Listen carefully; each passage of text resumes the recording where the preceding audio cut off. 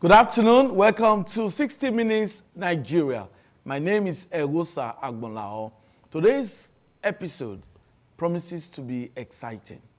Today's edition of the program will surely keep you on the edge of your seat because we are going to analyze a very, very touching, disturbing trend, which in grammatical terms is referred to as emigration of Nigerians to overseas countries, its impact.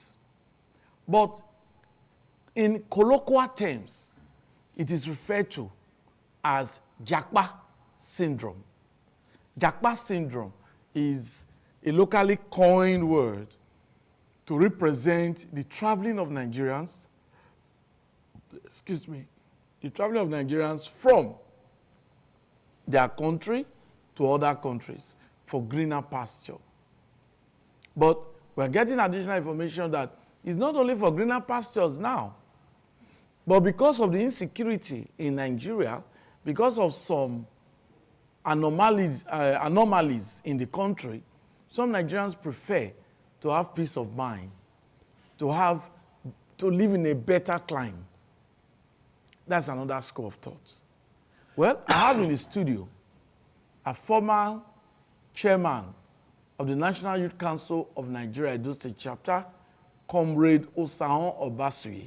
Nice to have you in the studio. Thank you so much, my brother Osa. Okay.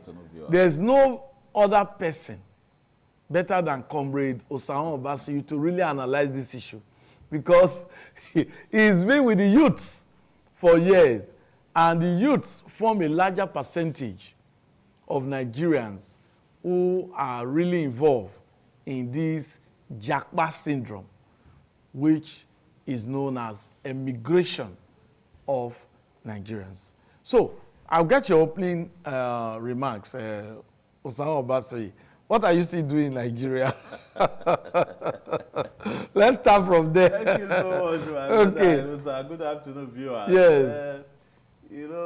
It's always good, to discuss things that are happening in Nigeria, the happenings around us, especially when it comes to educating our people,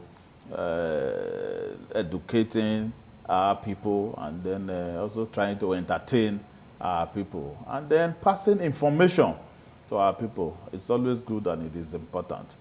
Well, I'm in Nigeria. Okay. And I choose to remain in Nigeria, even though they are trying to make the place, they are trying to make us see it as a hopeless place. But God has always told us, and He has told us that there is nothing that is actually not possible with Him. So we just want to believe that a better Nigeria is possible. We are trusting in God. We know that one day we will have the situation turn around for Nigerians. I hope you know why I asked that question.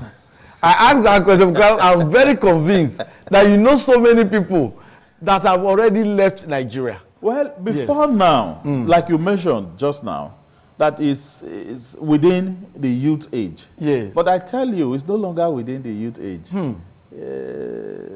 Persons who are 45, 50, even more than 50, they have relocated with their families out of Nigeria. Nigeria seems to be a country where there is no hope anymore, where we are just living. In fact, how do I even put it? Words are not even there to describe the situation of Nigeria anymore. It's a very terrible situation. You can see everywhere people packing out of the country on a daily basis. In fact, the one that shocked me most was a friend who told me, a medical doctor, said they wrote, there was an exam, they wrote, preparing to travel. And when he went to write that exam, he saw his own teacher. His own lecturer. His own lecturer. So when I lectured him, also came to write exam to Japa. It's a very funny situation where they say they give you a minimum wage that cannot buy one bag of rice that will last you for 1 month. One bag of rice. I think yesterday or thereabout, we are hearing now that the petroleum pump price has increased again. Within South Nigeria, we are hearing 1,075 naira for a liter of petroleum. My brother, where do we go from here? How did we get here? Those are questions that we should be asking our leaders. So for those that are privileged, that have the opportunity, that have the funds, because it's the jackpot that we are talking about, it's not a very easy thing. It's not, people spend millions, to travel. I understand some sold property, 35, 40 million. Whatever they have, they sell, put everything together, sell, and go. Because they just think that the country has nothing to offer them anymore. It's a terrible situation, my brother. And it's really affecting the economy. Imagine our brains are pushing out to other nations. They are going to work, they have been trained here, but they are pulling out. It must affect our economy. There are a lot we are going to discuss on this issue. But let me just look at, you've mentioned the economic aspect now and the social impact. Yes. Now, if you look at most in the health sector, seem to be worse hit now. Some of these advanced countries, I understand that there are very notable destinations for Nigerians. You talk about Canada. Yes. You talked about the UK. Yes. You talked about the United States. Even you some talk European about countries. Australia. You talk about United Arab Emirates. I understand that these are the 5 notable countries that this Jaas Syndrome seem to have taken Nigerians to. Nigerians seem to be eager to go to these 5 countries. Now, in the health sector, in most of the public hospitals in Nigeria, they do not have adequate doctors, adequate manpower in terms of health workers, nurses, and doctors. And the implication of that is that the health of Nigerians will be worst affected, will be negatively affected. Nigerians will suffer as long as this trend is unabated. What's your take? Let's start from sector by sector, the health sector now. Well, if we talk about the health sector, like I mentioned, I told you of a medical doctor, yes, a friend of mine, who is planning to Japan. I also met his own teacher, his own professor that taught him in school, trying to also do arrangement to travel out of the country. Is there Medicare in Nigeria? Let me ask you.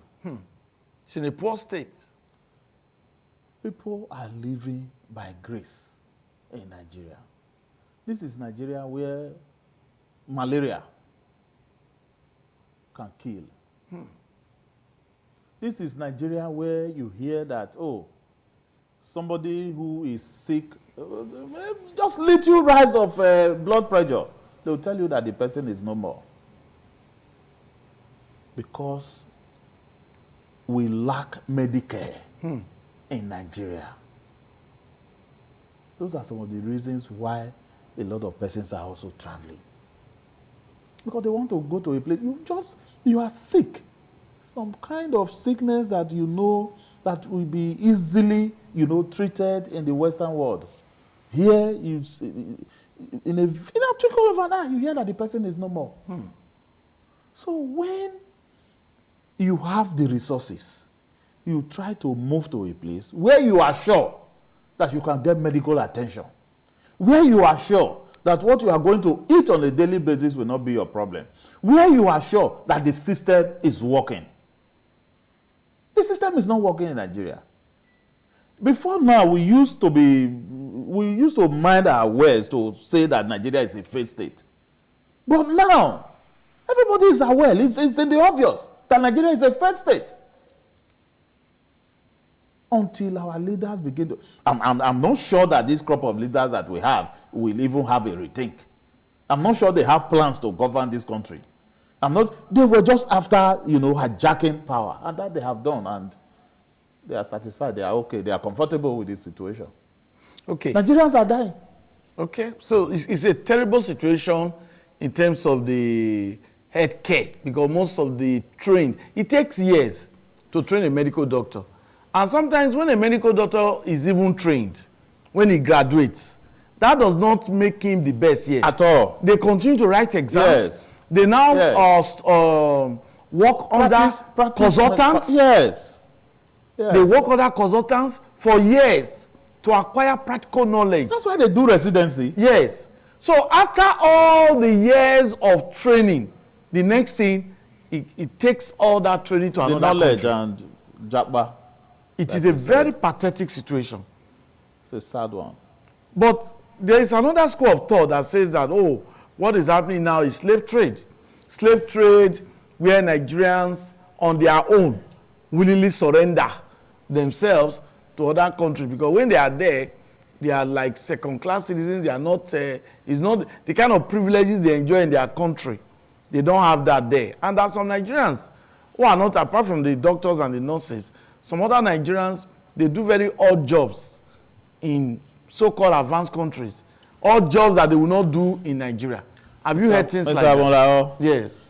You are in Nigeria. You have a lot of privilege, but you cannot feed yourself.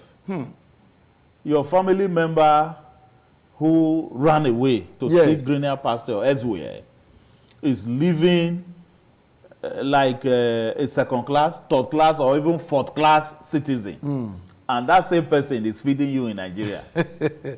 Oh, because of the exchange rates. Let's leave the exchange rate, yes, on one hand. And that person is feeding you where you are living as a first class citizen. Who is living among the two of them? Who is living? Is it the one that is living like a first class, or the one that is a second class or third class citizen?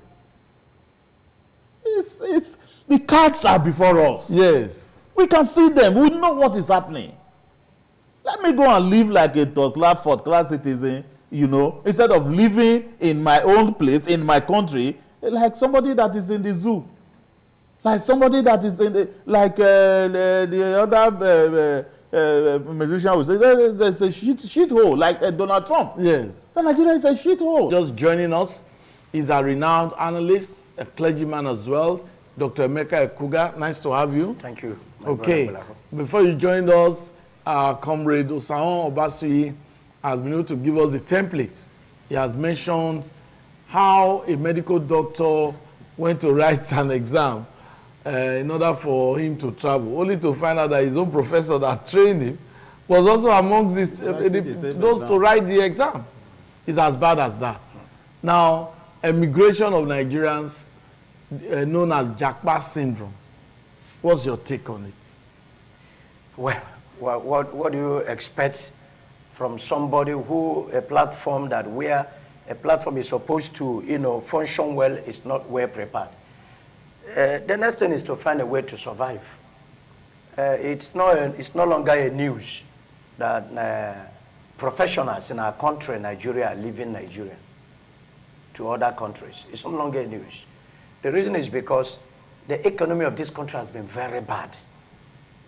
Very, very bad. The policies of this country is nothing to write home about. Of course, you can agree with me. Comrade Osao has been a youth chairman for years. He can be able to tell us in that aspect as a #1 youth in Edo State, what was the impact of the government during his administration? I don't know. Was there anything like subvention or a little thing given to that office all through his time? And even when he make efforts to, get something from within the whatever environment or the jurisdiction to keep the office going, was he able to get something tangible that will be able to service others around him? It's as bad as this. So when you see a Nigerian leaving this country to another country, the reason is because the economy of this nation has collapsed. Another reason is because the policies of this country is not helping matters. The government is only focusing on self-interest. I'm sorry to use this language. Even though there are some 1 or 2 things they are sending from federal to the states, and now from states to the local government. we are trying to say local government be on your own. Has state been able to agree on that? How can somebody took his time, spend years in the university, at the end of the studies and the certificate and all whatever acquired, at the end of it all, there is no way for him to be able to stand and say, this is what I have achieved. So the only way many Nigerians that are leaving the country are surviving is to leave the country. And if you still look at it the other way around, those who leave their country to come here, what impact has they made to us? Because we're talking about the economic development and the social amenities or whatever. Even those who leave America to Nigeria, what impact has they made here? They only come here, gather and go. They make the use of the money in their own country. If they do anything on the way, police cannot stop them. I don't even think the policies of the country is helping them to pay tax to this country. I swear. If you ask me to go further, I will ask you, Agbalaho, all the white men you see that comes to this country, people from outside countries that come to this country to stay, what impact has it made? We're supposed to have some gain in education. Number one, sometimes they said traveling is part of education. I think when I was growing up, I hear that English. If I may get the point you're making, many years ago, even in my secondary school, we had teachers from outside the country. Yes, foreign teachers. Foreign teachers, yes. They came to this country to work as teachers, invariably contributing to the development of the education sector. Education sector. So, but the reverse is the case now. Thank you. They've all left. Nigerians are now living now to that place. So, it's as bad as that. Thank you. Thank you, Dr. Emeka. We'll come back to you. Osaon Obasui. Yes. Now, we've looked at the health sector. We just moved to the education sector now.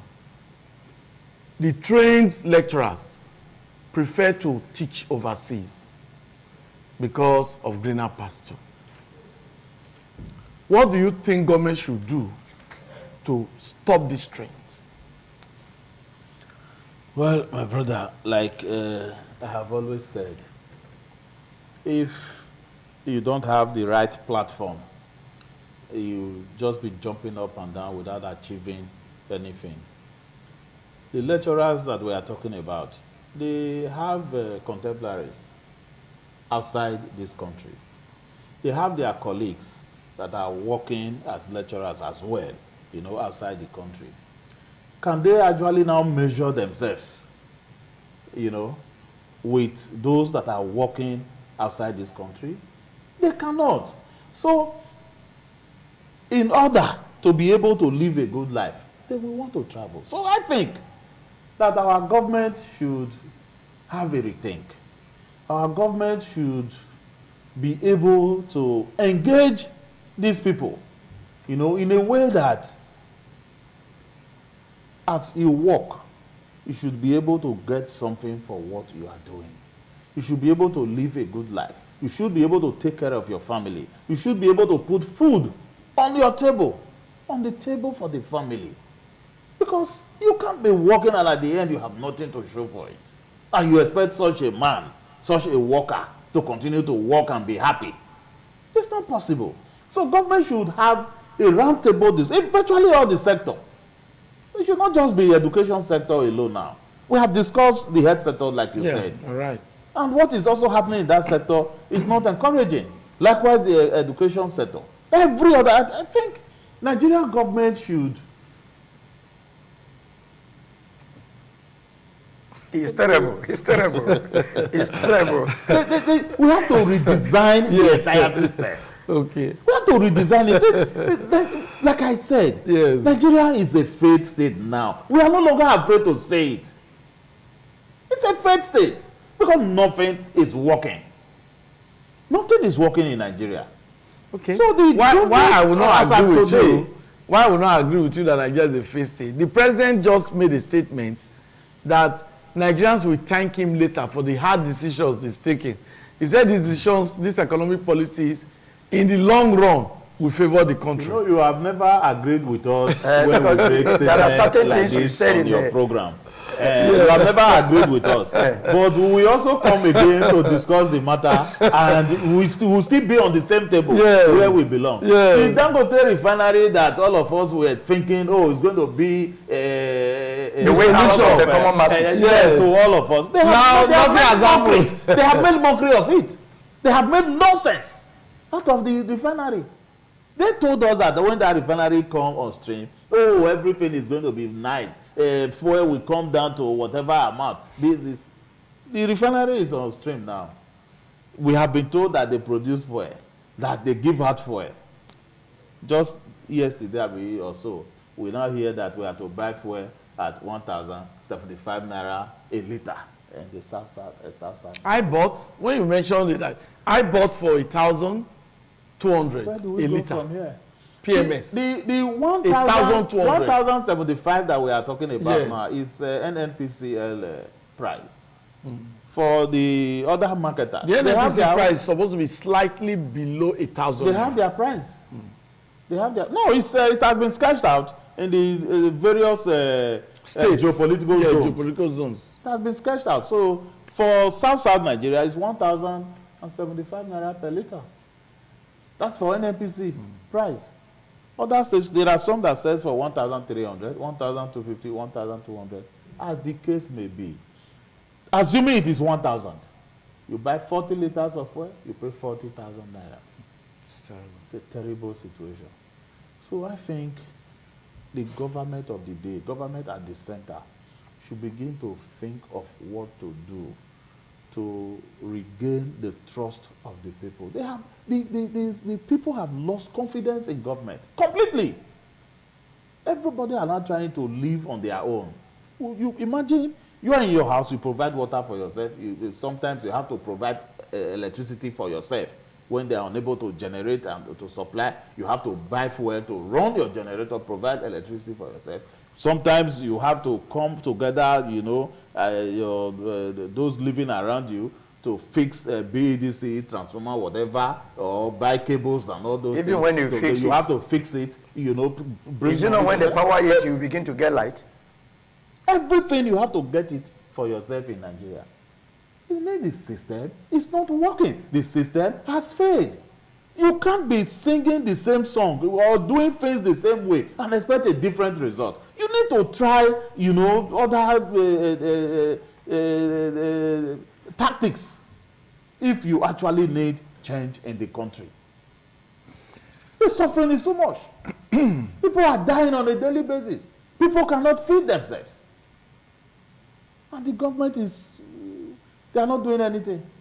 Dr. Emeka Ekuga, now don't you think a time will come Nigerians may not have professionals in different fields if this Jaas Syndrome is not stopped? That's where it's heading to. You are not just saying it, it's not even just a prophecy, it's already fulfilling. Because if you look around those in different sectors now, the professionals, you find out that it's just few of them. And that is why, like I overheard my comrade say something earlier when I was coming in, that a doctor who's supposed to be on duty closed earlier and went to close around 12. Around 12. So the patients have to wait till afternoon. Doctor to resume. Now, if he is not the only one there, will patients be still waiting? So it's possible he is the only one that has walked all through. And he's a human being with flesh and blood. That's where he's going to. Now, you look also at those who are supposed to get into recruited in the army, police, and the paramilitary, and the rest of them. They are no longer going in for that. Why? Because even when you recruit them into these sectors, you only end up endangering their lives. There's no better weapon given to them or arms given to them. The ones you see the criminals are holding is stronger than the one they are holding. You are not paying them as when due. No good pay. And there is no good pay. A bag of rice is 120,000. That's foreign rice without stone, because the one we have here is not sand. What you see inside is stone. Okay. And even when you get a foreign rice, you bring it down to some of these states. Those who say we rebag it, they will use 2 bags to get 3 bags. Why are they doing all these things? They want to make gain and to enable them take care of their families. And they are paying minimum wage of how much now? 70,000. 70,000. Thank God for those states. Many other states have not implemented it. Kogi has agreed to pay 72,500. Good. Until they start paying. Until they start paying. Know that, until they start paying. Yeah. Now, when they are being paid 70,000 naira, you go to the market to buy a rice that will sustain you and your family for the next 1 month. We are 70,000 cover it up. No. So how will they not leave the country to get peace of mind and to give themselves joy? Possibly work out something over there, convert it to Nigeria. It looks as if money full everywhere. I don't know if you know why these professionals are leaving. It's for greener pasture, the exchange rates. Apart from greener pasture, for them to get peace of mind. Yeah. If you still work out the little 70,000, you hold a good bag, you manage both when things were good. While you're walking on the road, you see a small boy meet you, who's supposed to be in school, and they say school is a scam. Instead of going to school, they will join one court or the other. They will collect the bag. The 70,000 they pay you, they collect it from you. In other words, insecurity has also been one of the reasons why these guys are leaving the country. I'm glad you made statement. He said when Comrade started, Osaho, he said it's only God that is helping us in this country. And I'm glad to tell the world, in Nigeria, it's only God that has been helping us. We've come to believe too much by faith that when men say there is a casting down, we shall say there is a lifting up. Because we know a God who is above all. And he has never put his own to shame. That is the sustaining grace we are having today. Very soon, you won't even see teachers in the classroom. You will either see those who are supposed to be learning, teaching those who they ought to be learning together. It's the truth. Because of Jaas Syndrome. Because of Jaas Syndrome. Everybody wants to live, to survive. Now, take for example, sir, the little car I bought when things were a little bit okay. A liter of fuel, 1,002, 1,003 as case may be. You go to enter transport. Driver will tell you, I bought fuel 1,000 to 1,003. If you are to go to my state, Imo State, you enter transport, then we might pay 1,500. We are there at will, at ease, nobody complain. But now, 20,000. From Edo State. Once you get to Imo State, ordinary bike that will carry you from junction to your house, you are spending close to 25,000, joining from the state you are coming from to where you are going. Then if you are buying fuel, you get to spend fuel of 100,000. How much is your salary? How much have you been able to make from a little business you're doing in a month? It's not when there is money, somebody will come and patronize you as a businessman. That's correct. When you go to your farm, the only thing you now harvest is what you eat with your family in your house. Oh boy, let me eat today. If I die tomorrow, no wahala. The policies of our nation, Nigeria, has become something else. That is the problem. Petrol controls almost everything. So in other words, the day the President Tinubu announced the removal of subsidy, petrol subsidy, yes, that's the day problem started. Wahala started in this nation. The bigger problem. What you just said, that yes, everything seemed to revolve around petrol. Yes. Because you that are going to teach, you will enter transport. You that are going to harvest your cassava or yam, to process it and take to the market, everything centers on transportation. And in this transportation, major aspect of it is petrol, fuel, PMOS. Are you getting what I'm saying? Yes. And if all these things are calculated in this point, a tuber of yam, go to the market, sir. A tuber of yam now is 2,000 plus. 5,000. That's for a small the small yam. Okay. The small yam, which somebody can say, okay, let me rush Yes. and buy. How many people are eating pounded yam now? It's a delicacy for the very, very rich. The rich. Thank you.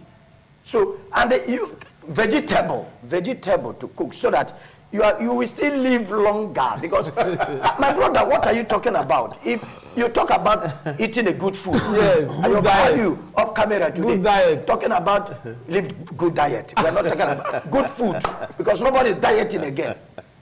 Good food. Balanced diet is on the table. Balanced diet, you eat, you take tea in the morning. How much is a loaf of bread?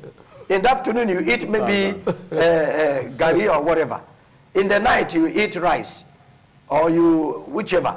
You know, my children, has the way they explain They them. combine it. Yes. Who does three meals a day? A day. now? Oh, yes. Come to that point. Nobody again. So, all these things centered on PMOS. And the President Tinubu, in his way and his understanding, as long as, because there is one thing I keep saying, President Tinubu has been in the affairs of this nation for years. Yeah, that's correct.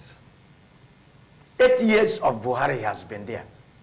He has his way one way or the other during Jonathan. He has his way one way or the other during Obasanjo. If you ask me how, I will tell you he was once a state governor in Lagos State. And then after that, he became a senator. No, he was senator before. He became a governor. So he has been in almost all these governments. Public. He has been working. So now he comes in. He look around and there's no provision made. He removed fuel subsidy. What does he expect? I want to warn. They should not allow Nigerians to die finish or run away finish before they say they have a country to because it's going towards there. God is helping us now. The other day, watching social media, I saw some people say they kill. There was an accident that happened, and some people were fetching petrol, tanker, whatever. Many of them died there. Explosion. Those who die on the accident, you see some people comes over there, butchering them, parts by parts. I'm sorry to say this, my brother. No, we can't say that. No, we can't say it on air. We can't say that. But unfortunately, I know we can't. Nobody wants to take because this. those are things we cannot substantiate. But all the same, I know the point. Do you agree with me that people are eating co-human beings today? The point you are making. The point you are making. Do you agree that? No, I don't. No, I can't agree. Because, But it happens in the Bible, and they never stop.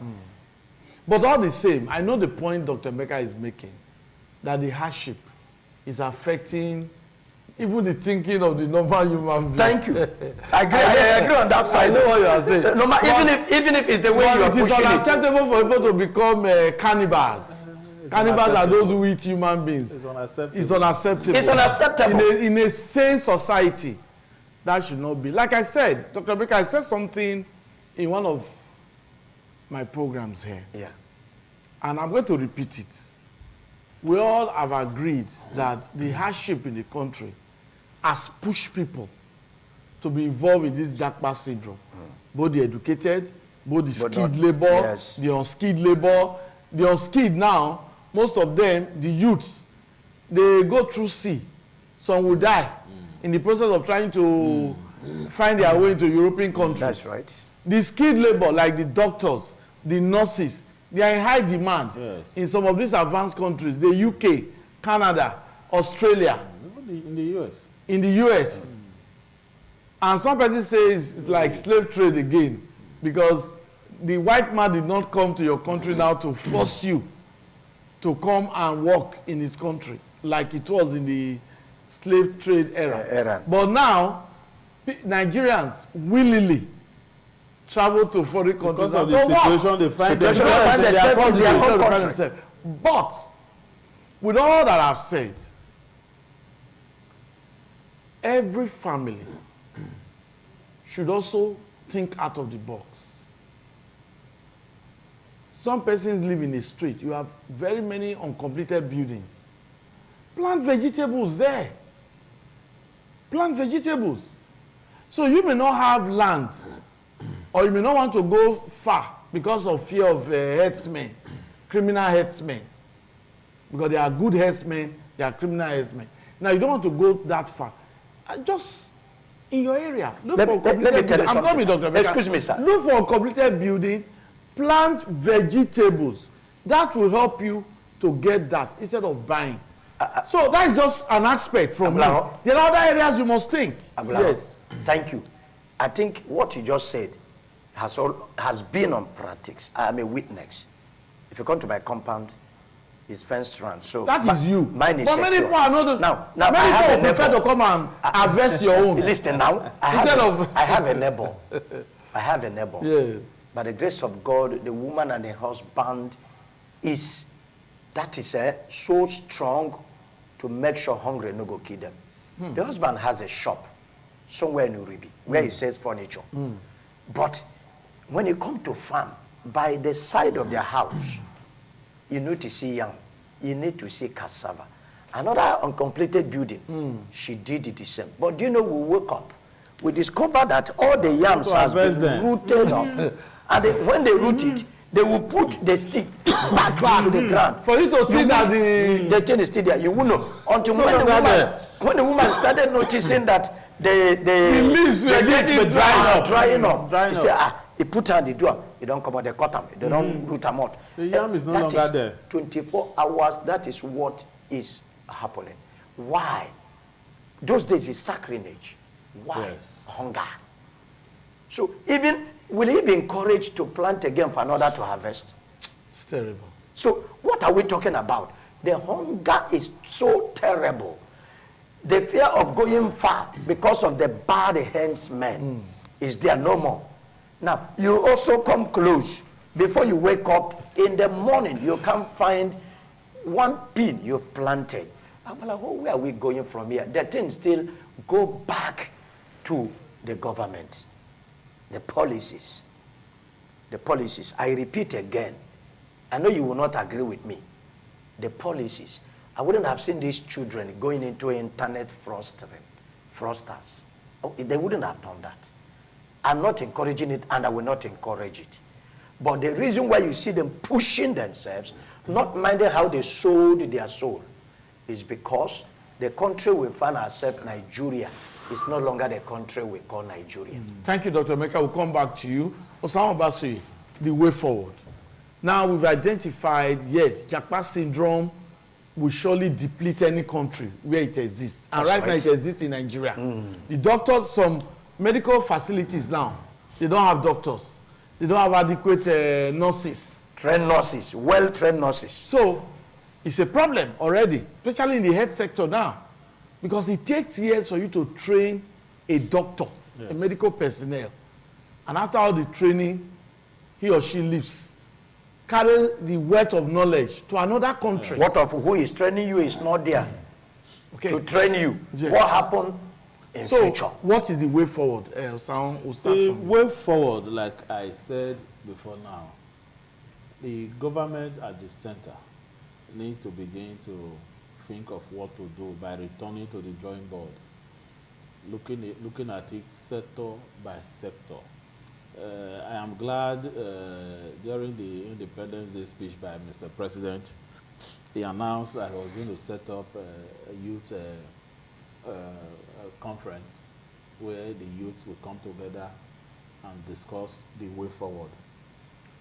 That's a welcome development on one end, but we hope that it is properly implemented, selecting the right youth, that will come to represent their various constituencies. If I may just cut in, how do we get the right youth? Because the government, the authorities, some of them might just be watching this program, and you are a youth leader. So you advise the federal government to get the right youth. Well, youth in Nigeria as of today have the various groups that manages the youth. Number one is the National Youth Council of Nigeria. Okay. That has its platform both at the national, state, local, even to world level. Okay. Then you have the Nigerian Youth Parliament. Okay. You have the National Association of Nigerian Students. Okay. There are so many youth groups that are recognized and manages the activities and programs of youth as we speak today. Okay. So we'll expect that government will look at it from that end.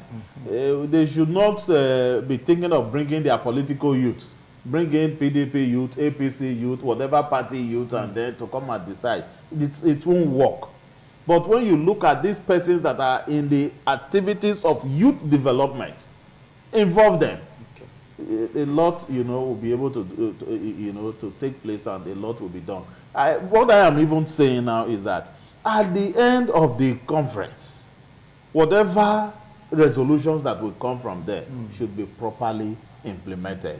That is on one end. Yeah. Then, talking about the economy, I think that the government should go back, to the drawing board, look at it sector by sector, the health sector, the education, the agricultural sector, the production. We should look at. We cannot continue to remain a consuming nation.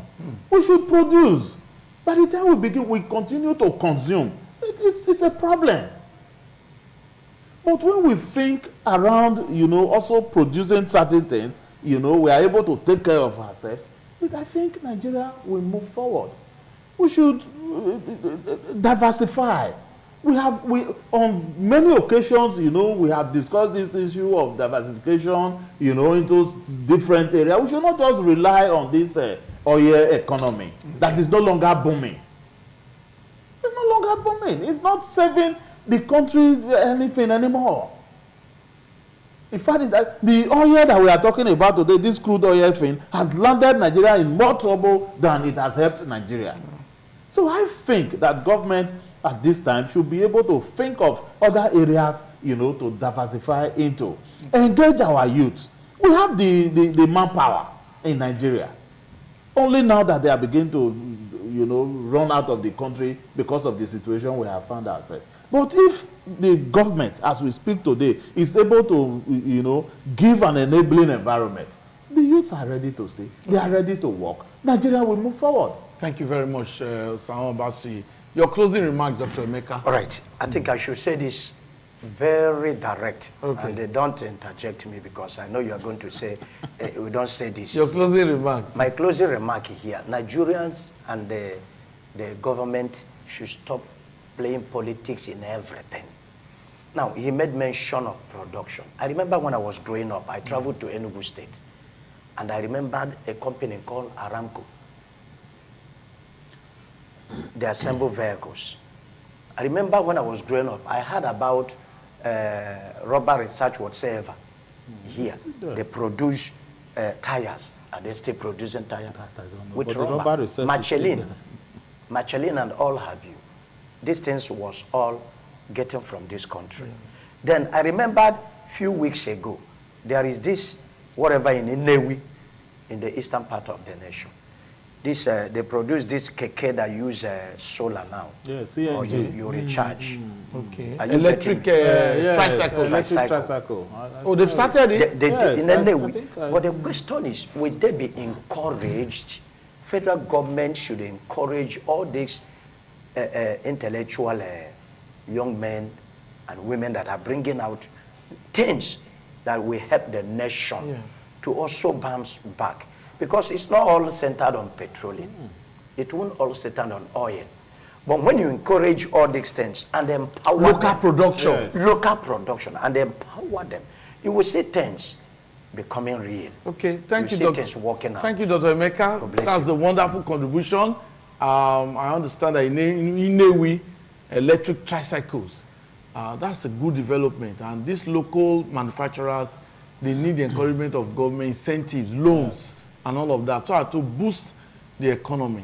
On that note, I say thanks for being a part. But I must add this, that the federal government has also said that they will encourage conversion of petrol engine cars to CNG. CNG. Let's see how that Let's see how that is implemented. It will also help. It has been on ground, though. It has been. Okay, so that's the program. Thanks, Sahon Basri, Dr. Meka, thank you. God bless you, sir. We just hope that the authorities will heed what my guests have said today and get it right so that Jaas Syndrome can stop. The youths are living in droves. We need the youths. They are the future leaders. They are the manpower of the economy. We can't allow our youths to be leaving the country to other countries and become manpower to other countries. My name is Jaas Syndrome. Bye-bye.